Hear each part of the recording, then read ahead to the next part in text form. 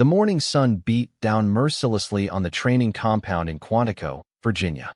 Dust kicked up from the boots of 50 elite marksmen as they lined up for what would become one of the most talked-about shooting demonstrations in military history. General Marcus Thompson, a decorated Navy SEAL with 30 years of service, stood behind the firing line with his arms crossed, watching his best snipers prepare for an impossible shot. The target sat 4,000 meters away, nearly 2.5 miles. It was a distance that pushed the absolute limits of what any rifle could achieve, even with perfect conditions. The wind was shifting unpredictably. The heat created mirages that danced across the landscape, and the target itself was no larger than a dinner plate. Most military experts would call such a shot pure luck if anyone managed to hit it. "Gentlemen," General Thompson's voice boomed across the range. "Today we're going to separate the marksmen from the legends. For 1,000 meters. One target. Whoever makes this shot earns immediate placement in our Special Operations Sniper program." The men checked their rifles one final time. These weren't ordinary soldiers. They were the cream of the crop, handpicked from Marine Scout snipers, Army Rangers, and Navy SEALs.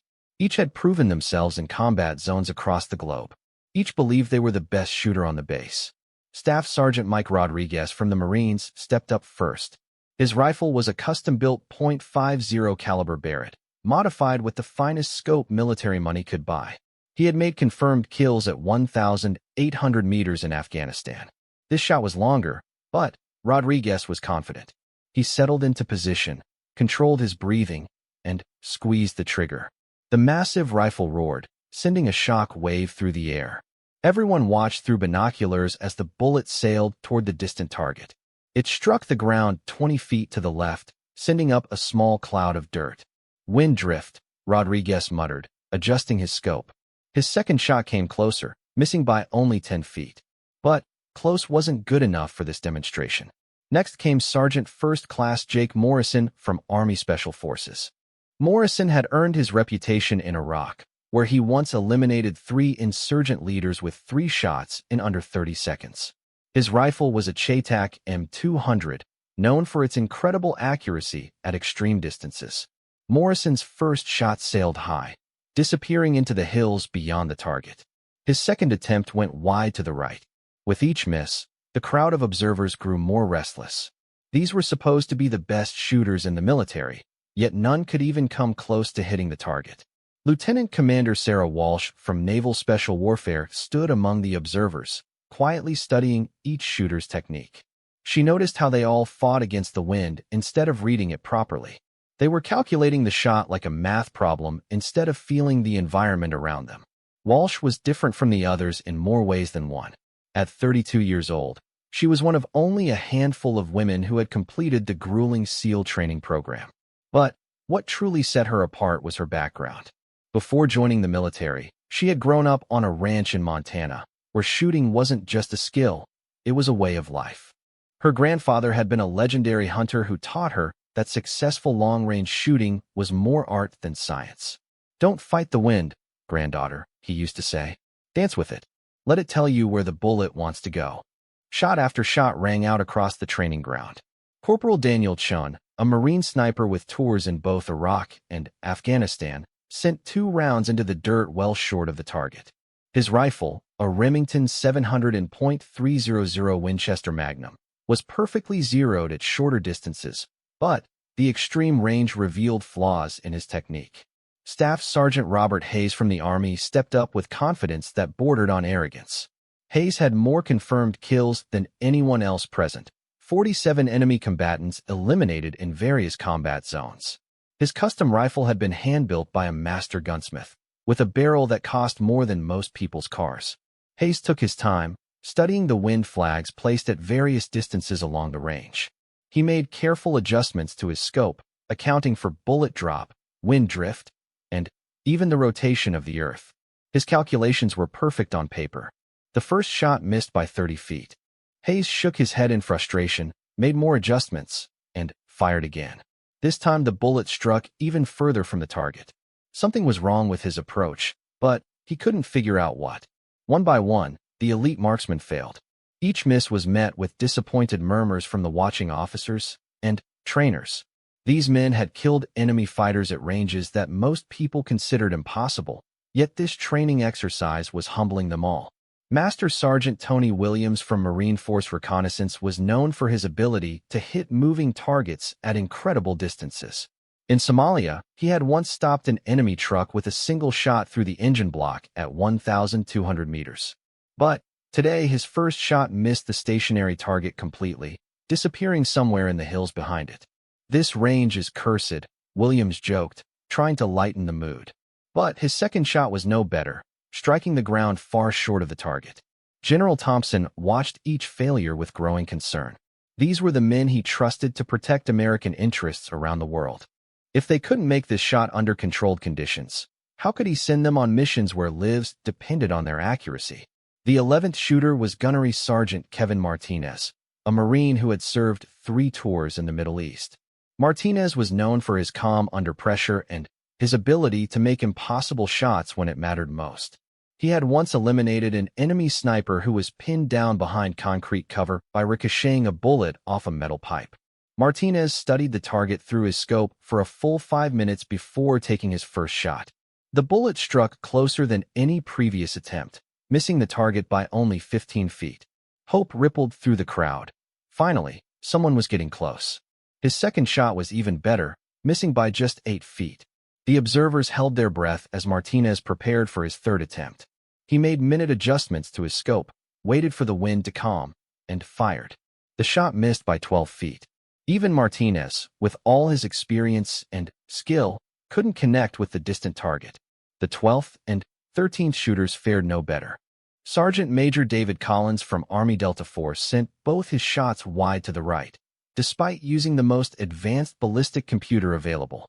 Staff Sergeant Lisa Park from Marine Special Operations put one shot over the target and another into the ground 50 feet short. By the time 13 elite snipers had failed to hit the target, frustration was turning to embarrassment. These were supposed to be the best marksmen in the military, yet none could make the shot that mattered. General Thompson looked at his watch.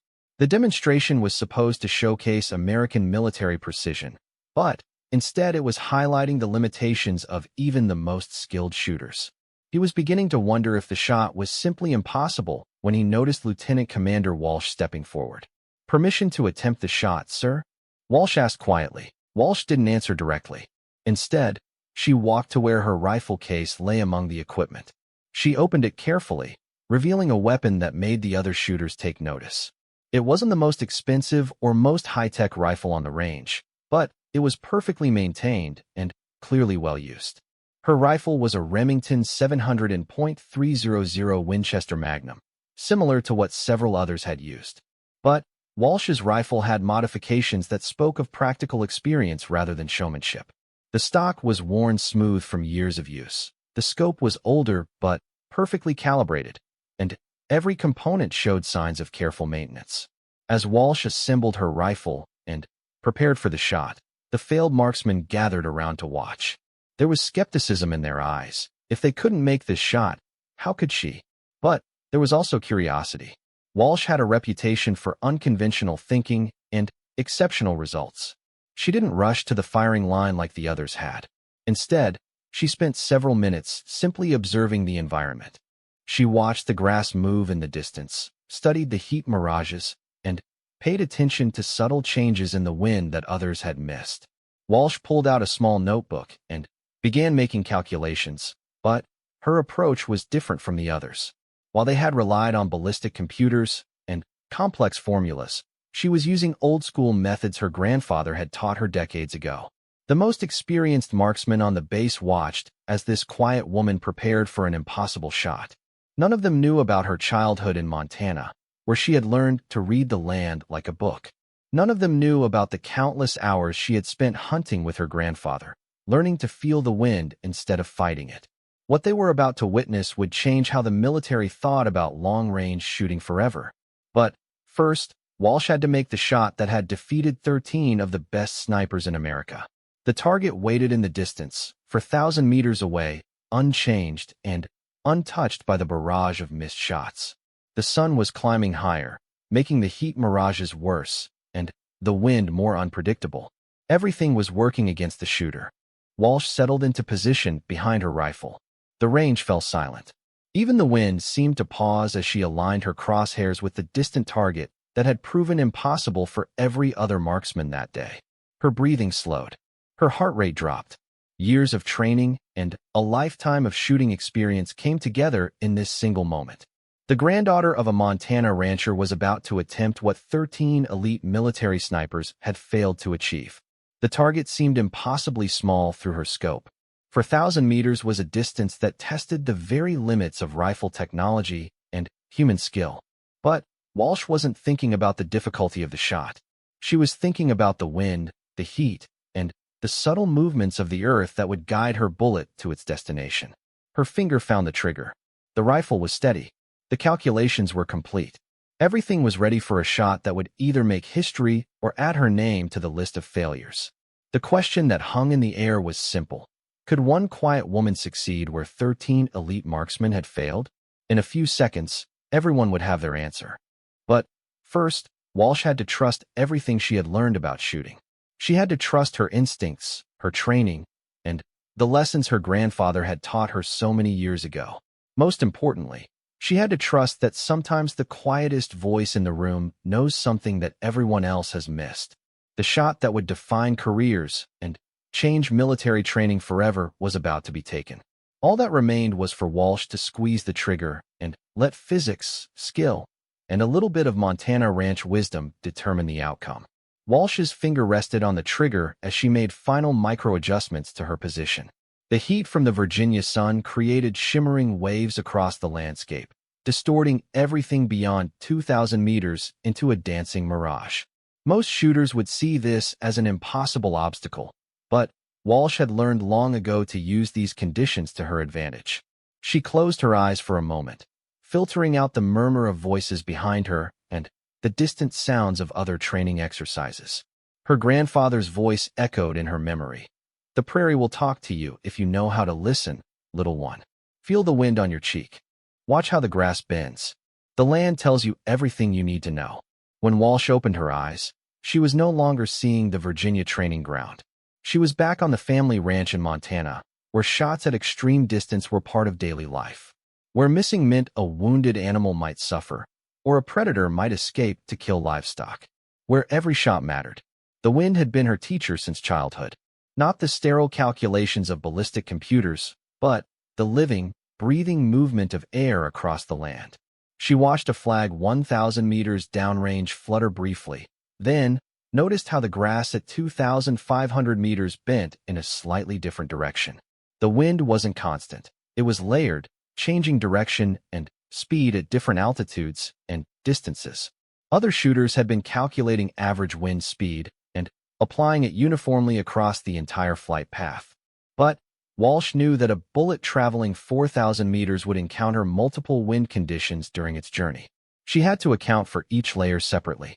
Her breathing slowed to a rhythm she had perfected over decades. For seconds in, hold for 3, for seconds out. With each breath cycle, her heartbeat became more apparent, and she timed her shot to fall between beats when her body was most stable. Through her scope, the target appeared as a small circle of white against the brown hillside. At this distance, even the slight tremor of an unsteady hand would translate to a miss measured in yards. But Walsh's hands were rock steady, strengthened by years of ranch work and refined by military training. She made her final calculations, but not with a computer or complex formulas. Instead, she used a system her grandfather had taught her, reading the land like a topographical map. The way heat rose from different surfaces, how shadows fell across the terrain, the subtle color changes that indicated wind direction. The rifle in her hands was an extension of her body, as familiar as her own heartbeat. She had carried this same weapon through 3 combat deployments, modifying and adjusting it until it was perfectly suited to her shooting style. While others relied on the latest technology, Walsh trusted in proven methods and personal experience. Behind her, the 13 failed marksmen watched in silence. Some were skeptical. They had just failed at the same shot using superior equipment and extensive training. Others were curious, recognizing that Walsh's approach was fundamentally different from anything they had been taught. Staff Sergeant Rodriguez crossed his arms and shook his head. "She's wasting her time," he muttered to Morrison. "If I can't make that shot with my Barrett, she's not going to do it with that old Remington." Morrison wasn't so sure. He had fought alongside Walsh in Iraq and had seen her make shots that defied explanation. There was something different about her approach to shooting. She seemed to connect with her weapon and environment in a way that went beyond technical training. General Thompson studied Walsh's preparations with growing interest. Her methodical approach was unlike anything he had seen from the other shooters. While they had rushed to the firing line with confidence and bravado, Walsh was taking her time, gathering information that others had overlooked. "What's she doing differently?" Thompson asked Master Sergeant Williams, who was watching through binoculars. "She's reading the environment like a weather map," Williams replied. "Look how she's watching the grass at different distances, checking wind direction at multiple points. The rest of us were calculating wind as a single factor, but she's treating it like a three-dimensional puzzle." Walsh adjusted her scope's elevation and windage based on observations that would have seemed insignificant to other shooters. A slight change in how dust was blowing at 3,000 meters told her the wind was shifting direction in that zone. The way heat mirages bent light at 3,500 meters revealed a thermal layer that would affect bullet trajectory. She was also accounting for factors that most military training ignored. The Coriolis effect, the rotation of the Earth, became significant at extreme distances. Shooting east or west required different adjustments than shooting north or south. At 4,000 meters, the Earth's rotation would deflect the bullet by nearly 2 feet. The target itself presented unique challenges. It wasn't a standard military silhouette, but a simple white circle mounted on a steel frame. There were no reference points to help judge distance or wind effects. Success would depend entirely on the shooter's ability to read conditions and make accurate calculations. Walsh's rifle was chambered in .300 Winchester Magnum, firing a 190-grain bullet at approximately 2,900 feet per second. At 4,000 meters, that bullet would take nearly 6 seconds to reach the target, an eternity in shooting terms. During that time, wind conditions could change, thermal layers could shift, and even small errors in calculation would be magnified into significant misses. The mathematical challenge was staggering. The bullet would drop over 400 feet during its flight, requiring extreme elevation adjustment on the rifle scope. Wind drift could push the bullet dozens of feet off course. Temperature, humidity, and air pressure all affected ballistic performance in subtle but crucial ways. But Walsh wasn't thinking about mathematics as she made her final preparations. Instead, she was relying on intuition developed through years of experience. Her subconscious mind processed thousands of environmental variables while her conscious thoughts remained calm and focused. She shifted her position slightly, finding the perfect balance between comfort and stability. Her left hand gripped the rifle's forend with just enough pressure to control the weapon without inducing tremor. Her right hand held the pistol grip firmly, but not tightly, allowing for smooth trigger manipulation. The cheek weld against the rifle stock was perfect, providing consistent scope alignment while remaining comfortable enough to maintain for several minutes if necessary. Her body position distributed weight evenly, creating a stable shooting platform that could absorb the rifle's recoil without affecting accuracy. Walsh's breathing pattern became automatic, requiring no conscious thought. Her heartbeat was visible through the scope as a slight rhythmic movement of the crosshairs, but she had learned to time her shots between beats when movement was minimal. The trigger on her rifle was set to break at exactly 2 pounds of pressure, light enough for precise control, but heavy enough to prevent accidental discharge. She had fired thousands of rounds with this same trigger, developing muscle memory that allowed for consistent, surprise-free shots. Through her scope, Walsh could see heat waves rising from the hillside around the target. The shimmering effect made precise aiming difficult, but she had learned to look through the mirage rather than at it. The target seemed to dance in the heat waves, but she focused on its center, ignoring the distortion around the edges. The wind was her greatest challenge and her most important ally. At ground level near the firing line, she could feel a light breeze from the southwest. But weather balloons released that morning had shown different wind directions at various altitudes. Her bullet would climb to nearly 400 feet above the ground before descending to the target, encountering multiple wind layers during its journey. Walsh made minute adjustments to her scope, turning the windage knob in tiny increments. Each click represented a quarter minute of angle, roughly 1 inch at 400 yards. At 4,000 meters, each click moved the point of impact by approximately 10 inches. Precision was critical. She also accounted for the rifle's unique characteristics. This particular weapon shot slightly to the left at extreme distances, a quirk she had discovered through extensive testing. Most shooters would consider this a flaw, but Walsh had learned to compensate, using the rifle's predictable behavior to her advantage. The moment of truth was approaching. 13 elite marksmen had failed at this same shot using similar equipment and extensive training. The mathematical odds were against success, and the environmental conditions were far from ideal. But Walsh felt confident in her preparation and approach. Her grandfather had always said that hunting was 90% preparation and 10% execution. The same principle applied to military shooting. The hours spent studying wind patterns, the years of practice in difficult conditions, the intimate knowledge of her weapon, all of this preparation would be tested in the next few seconds. Walsh took a deep breath and let it out slowly. Her crosshairs settled on the center of the distant target. The rifle was steady, the calculations were complete, and the conditions were as good as they were likely to get. Her finger began to apply pressure to the trigger. Slowly, steadily, with no jerking motion that might disturb the rifle's alignment. The trigger's resistance built gradually until it reached the breaking point.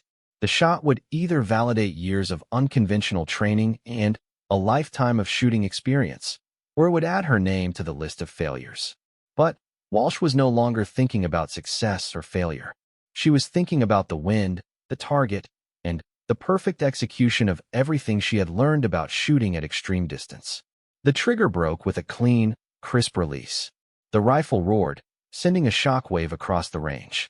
The bullet began its 6-second journey through multiple wind layers, thermal effects, and gravitational pull toward a target that represented the absolute limit of rifle accuracy. Now came the waiting.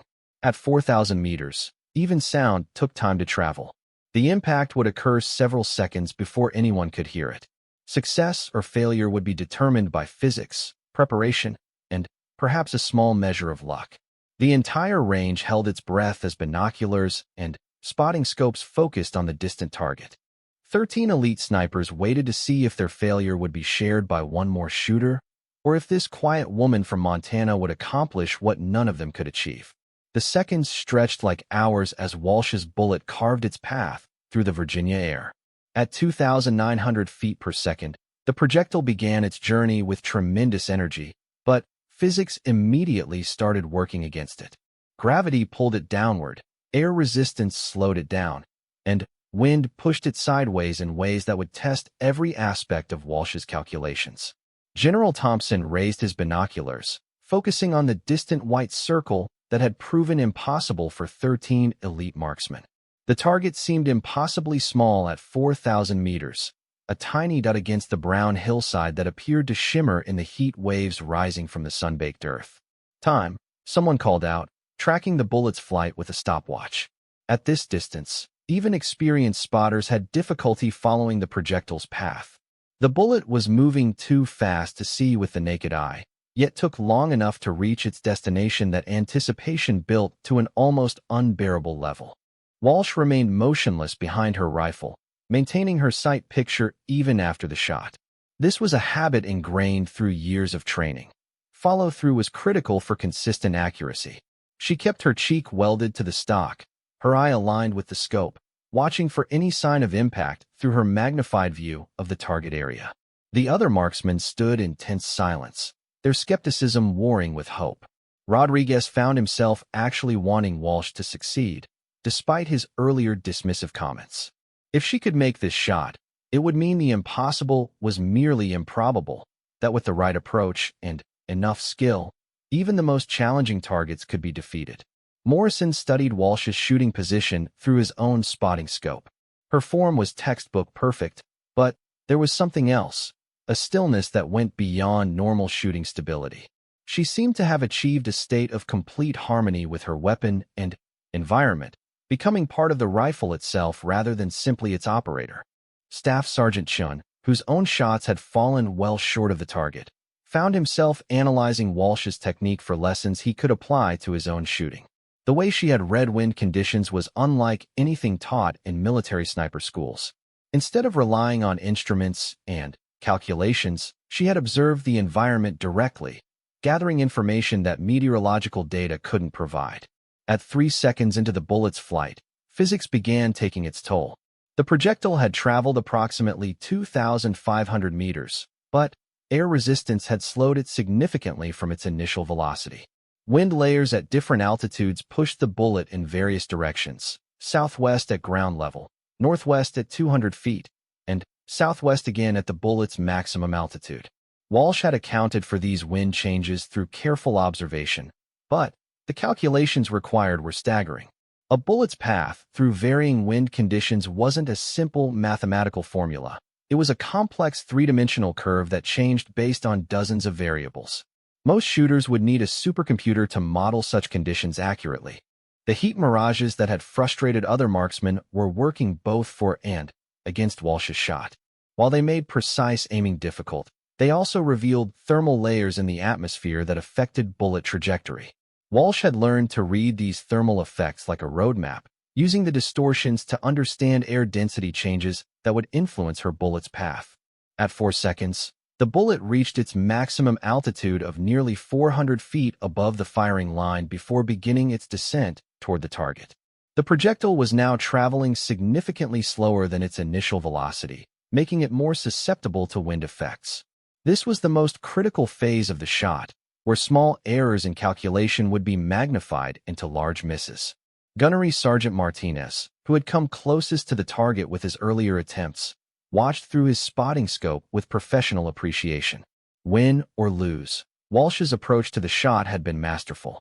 Her preparation phase had been longer and more thorough than anyone else's, suggesting a level of environmental awareness that few shooters possessed. The bullet continued its descent, now traveling at approximately 1,800 feet per second. At this reduced velocity, the projectile's ballistic coefficient became even more important. Walsh's choice of ammunition, 190-grain Match King boat-tail bullets, had been specifically selected for their ability to maintain stability at long range. General Thompson lowered his binoculars for a moment, then raised them again. The weight was becoming excruciating, yet he found himself impressed by the demonstration regardless of the outcome. Walsh's methodical approach had shown flaws in how his elite marksmen prepared for extreme distance shots. There were clearly lessons to be learned from her techniques. At 5 seconds, the bullet was approaching the final 500 meters of its journey.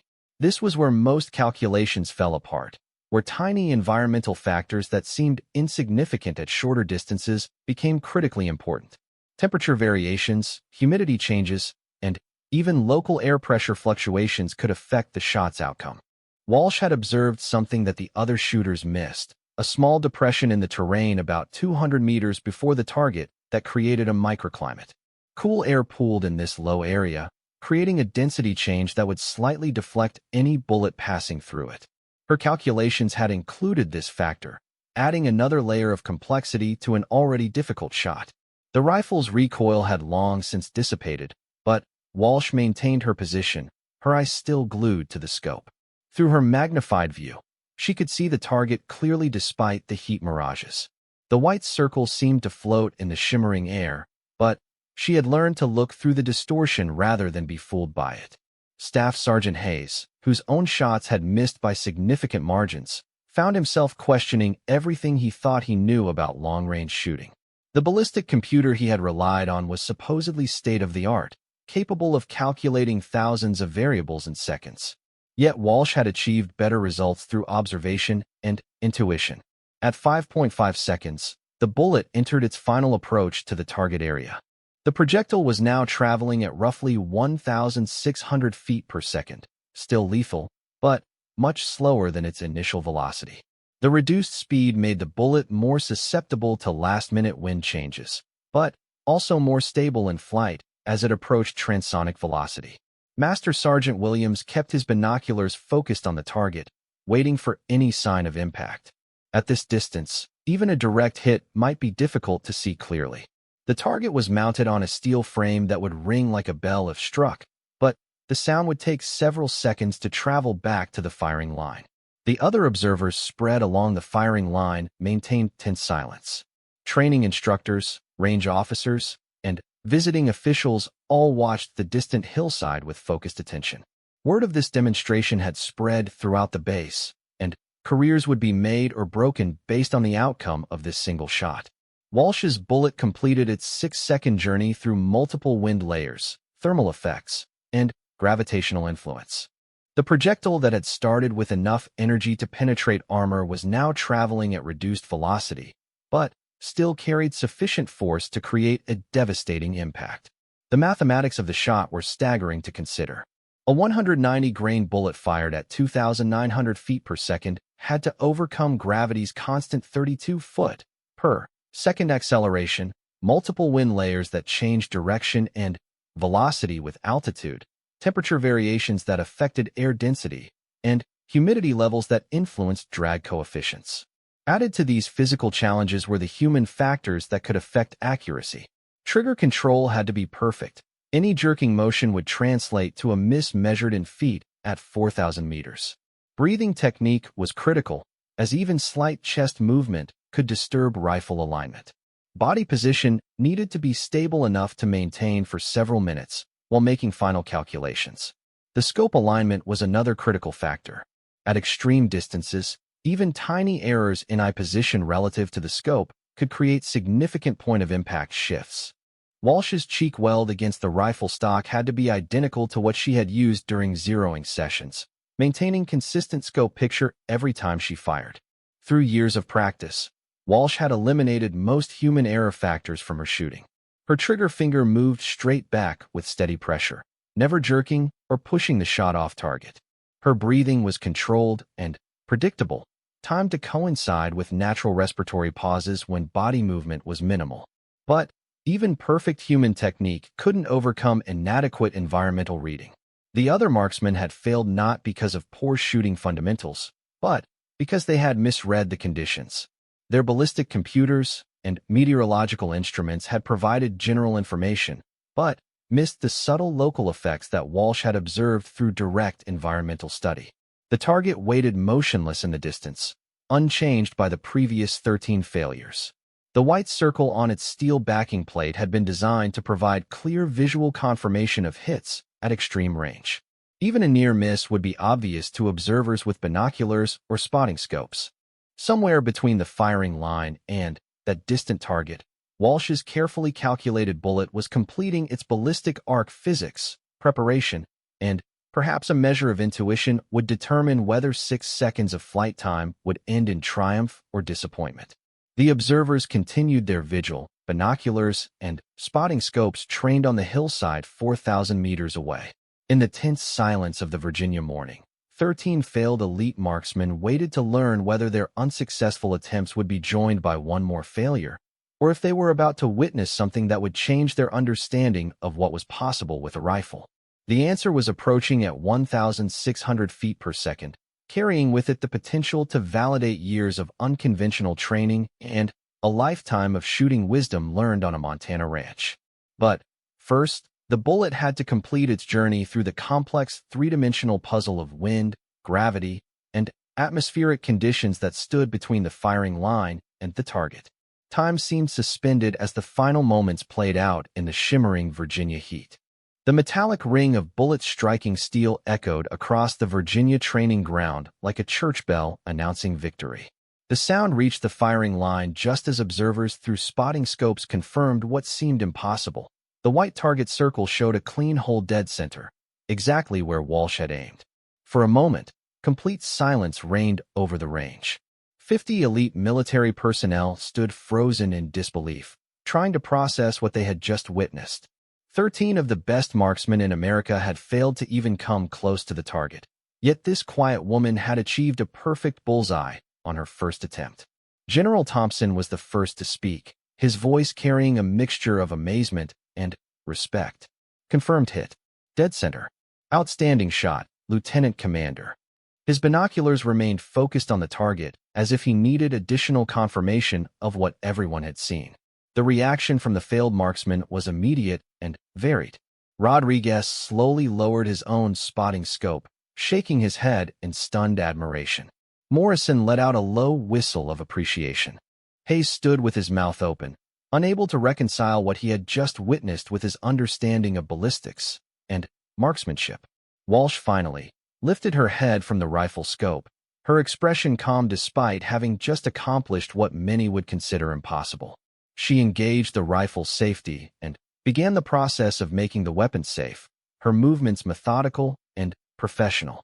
There was no celebration in her demeanor, no acknowledgement that she had just achieved something extraordinary. How? The question came from Martinez, who had spent the last hour trying to make the same shot with identical equipment and similar training. I mean, what did you do differently? My calculations were perfect, my rifle was zeroed, conditions were identical. Walsh finished securing her weapon before answering. You calculated the shot like an engineering problem. I read it like the land was telling me a story. Her voice was quiet, matter of fact, carrying none of the bravado that might be expected after such a demonstration. That's not an answer, Hayes interjected, frustration evident in his voice. We all read wind conditions. We all accounted for bullet drop and environmental factors. What specifically did you do that we didn't? Walsh looked at the group of elite marksmen surrounding her, recognizing the genuine confusion and professional interest in their questions. These weren't ego-driven complaints. They were warriors trying to understand how to improve their own capabilities. You read average conditions and applied them uniformly, Walsh explained. But the wind isn't uniform across 4,000 meters. It changes direction and speed at different altitudes and distances. I observed 7 distinct wind layers between here and the target, each requiring separate calculations. She pointed toward the distant target, then gestured at various points along the range. See that flag at 1,000 meters? It's showing southwest wind. But look at the grass at 2,500 meters. It's bending northwest. And watch the heat mirages at 3,200 meters. They're showing northeast deflection in the thermal layer. The marksman followed her pointing, suddenly, seeing details they had overlooked. Chin pulled out his notebook and began sketching wind directions at different distances, trying to document what Walsh was describing. Furthermore, Walsh continued, your ballistic computers calculated based on standard atmospheric conditions, but there's a thermal inversion layer at about 300 feet altitude. The temperature difference creates a density change that affects bullet trajectory in ways that standard ballistic software doesn't account for. Morrison studied the environmental conditions with new understanding. How did you detect thermal layers without meteorological equipment? The same way my grandfather taught me to find deer, Walsh replied. You watch how heat mirages behave at different distances. See how the shimmer pattern changes at 3,000 meters compared to 2,000? That's showing you where warm air meets cool air. Bullets respond to those density changes. General Thompson approached the group, his interest clearly piqued. Lieutenant Commander, this observation technique. Is this something you learned in military training? No, sir. Grew up on a ranch in Montana. My grandfather was a long-range hunter who taught me to read landscape like a book. Military training gave me the technical knowledge, but the environmental reading came from childhood. Williams nodded thoughtfully. That explains the approach. We're all trained to rely on instruments and computers for environmental data. You're reading the environment directly through observation. Instruments give you general information, Walsh agreed. But they can't tell you about microclimates, local thermal effects, or how terrain features create specific wind patterns. You have to see those things yourself. Rodriguez had been studying Walsh's rifle, comparing it to his own precision equipment. Your weapon isn't any more advanced than what we're using. How does that factor into the accuracy difference? Walsh smiled slightly. Equipment doesn't make the shot. Understanding does. I know exactly how this rifle behaves at extreme distances because I've tested it extensively under various conditions. It shoots slightly left at ranges over 3,000 meters, so I compensate. Most shooters would consider that a flaw, but predictable behavior is actually an advantage. You mean you deliberately use a rifle with known inaccuracies? Hayes asked. I use a rifle with known characteristics, Walsh corrected. Every weapon has quirks. The key is understanding them well enough to compensate. A perfectly neutral rifle that you don't know intimately is less useful than a quirky rifle that you understand completely. The implications of Walsh's success were beginning to sink in among the observers. Traditional military marksmanship training focused on equipment, calculations, and standardized techniques. But Walsh had achieved superior results through environmental awareness and weapon familiarity that went beyond conventional instruction. Chen looked up from his notes. This environmental reading technique, could it be taught to other snipers? The basic principles, yes, Walsh replied. But it requires practice in various conditions over time. You can't learn to read terrain patterns in a classroom. It takes field experience under different weather conditions at different times of day in various geographic locations. General Thompson was already considering the broader implications. Lieutenant Commander, would you be willing to develop a training program based on these techniques? Our sniper schools could benefit from this approach. Of course, sir. Though I'd recommend starting with basic environmental observation skills before moving to extreme distance shooting. Most snipers could improve their effectiveness at normal engagement ranges by applying these same principles. The group spent the next hour discussing Walsh's techniques in detail. She explained how to identify thermal layers by watching heat mirage patterns, how to read wind direction at multiple distances simultaneously, and how to use terrain features to predict local atmospheric conditions. Staff Sergeant Park, one of the few other women in the group, asked about the mental aspects of extreme distance shooting. How do you maintain focus during the extended preparation time? Meditation techniques help, Walsh answered. But mostly it's about trusting your observations and calculations. Doubt creates tension, which affects accuracy. Once you've read the conditions and made your adjustments, you have to commit completely to the shot. The afternoon was spent with Walsh demonstrating her environmental reading techniques to the assembled marksmen. She pointed out wind indicators they had been trained to ignore, showed them how to interpret heat mirage patterns, and explained the relationship between terrain features and local weather conditions. By evening, several of the elite snipers were beginning to incorporate Walsh's observational methods into their own shooting routine. While none could immediately replicate her extreme distance success, they were already seeing improvements in their ability to read environmental conditions.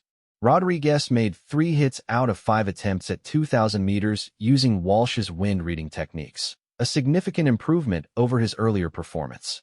Morrison successfully adjusted for a thermal layer he had never noticed before, achieving better accuracy at 1,500 meters than he had ever managed. General Thompson observed the training session with growing excitement. The military was always seeking ways to improve sniper effectiveness, but most advances came through better equipment or minor technique adjustments.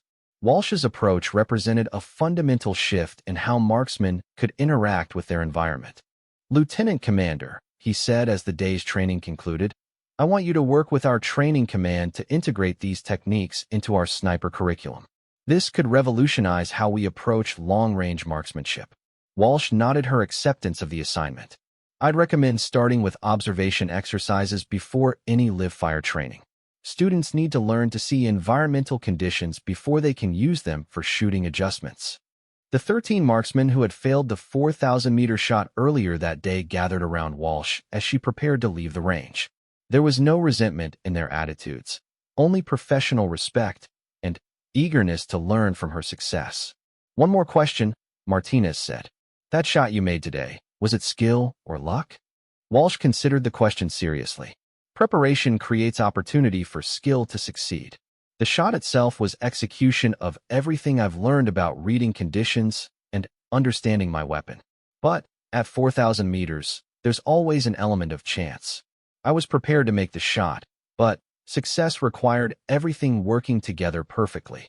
Hayes extended his hand to Walsh. Outstanding demonstration.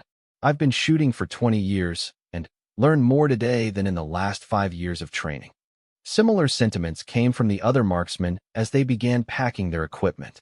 What had started as a demonstration of elite military marksmanship had become an education in environmental awareness and unconventional thinking. As the Virginia sun set behind the hills, Walsh reflected on the day's events.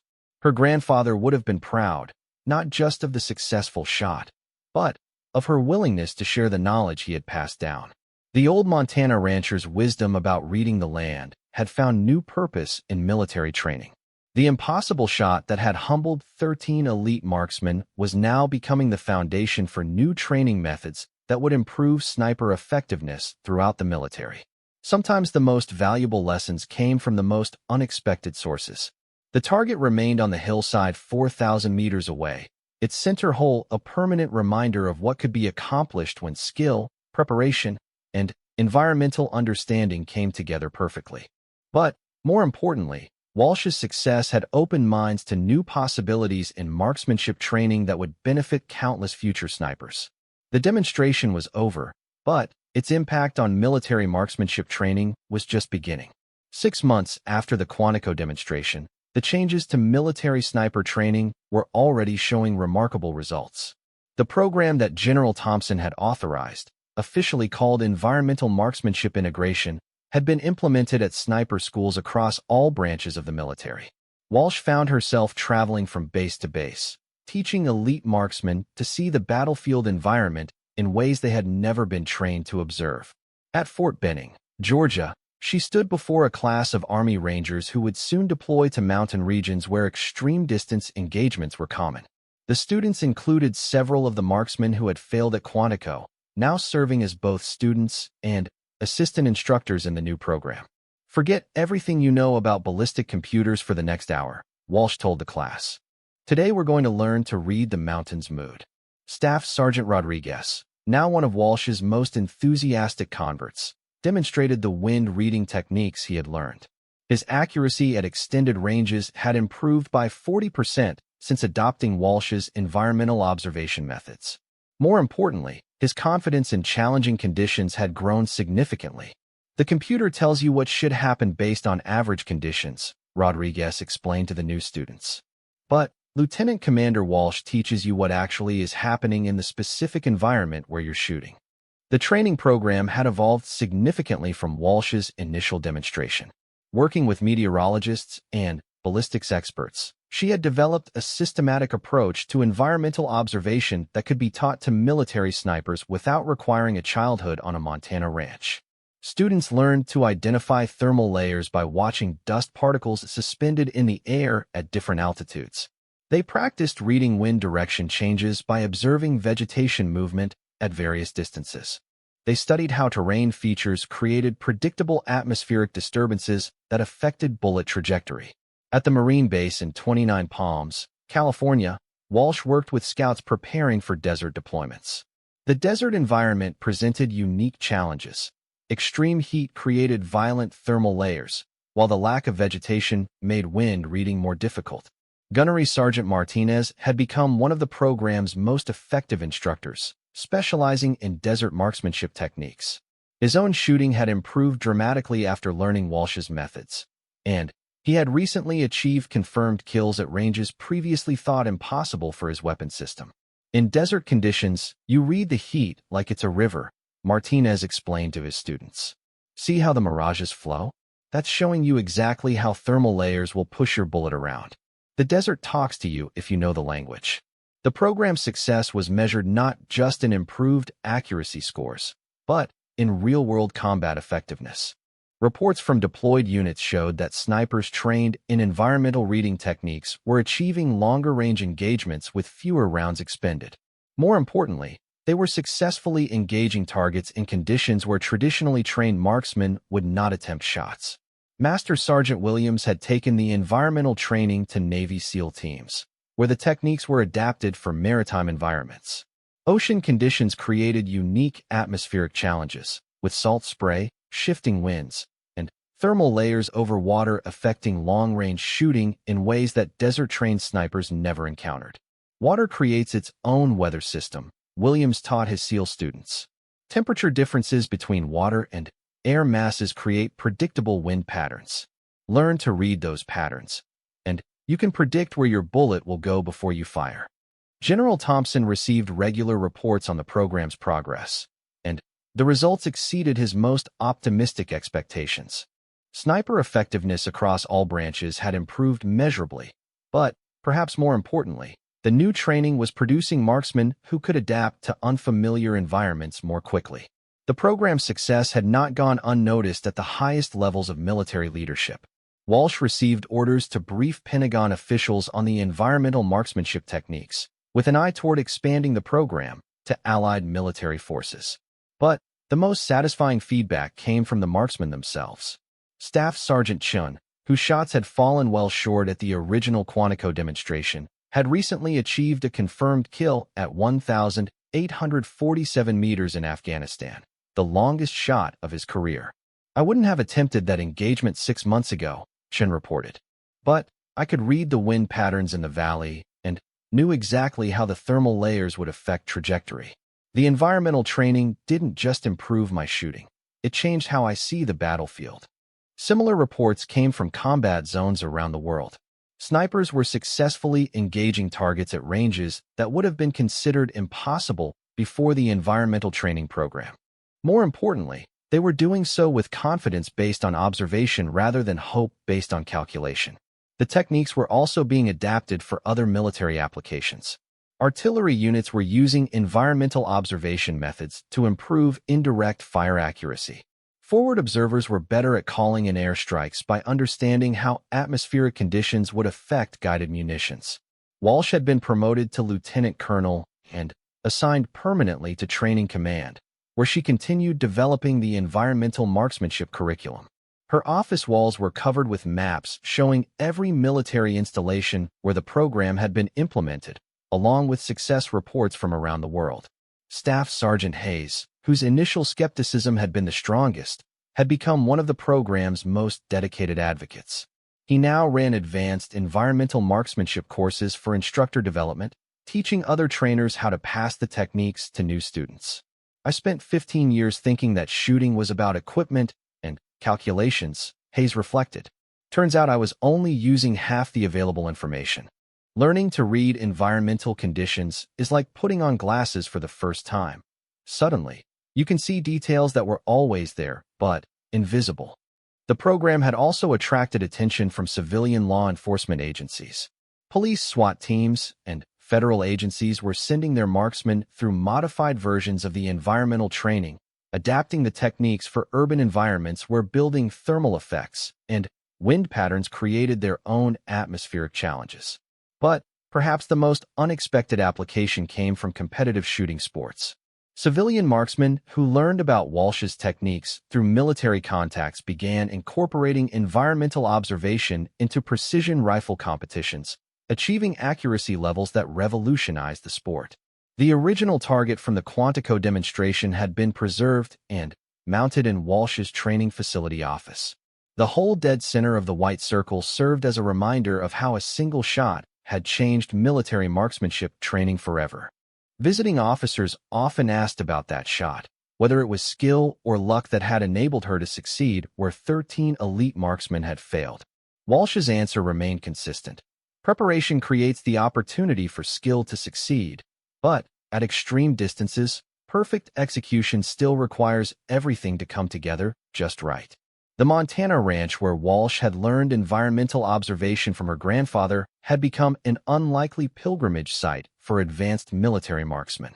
With her grandfather's permission, Walsh occasionally brought instructor candidates to the ranch to experience the kind of long-range shooting that had shaped her approach. "This is where it all started," she would tell visitors, standing on the same hills where she had learned to read wind patterns as a child. "My grandfather taught me that successful hunting meant understanding the land well enough to predict where animals would be and how they would behave." Turns out the same principles apply to military shooting. The old rancher, now in his 80s, took quiet pride in seeing his granddaughter's success. But he was most pleased that the knowledge he had passed down was being shared with young warriors who needed every possible advantage in dangerous places around the world.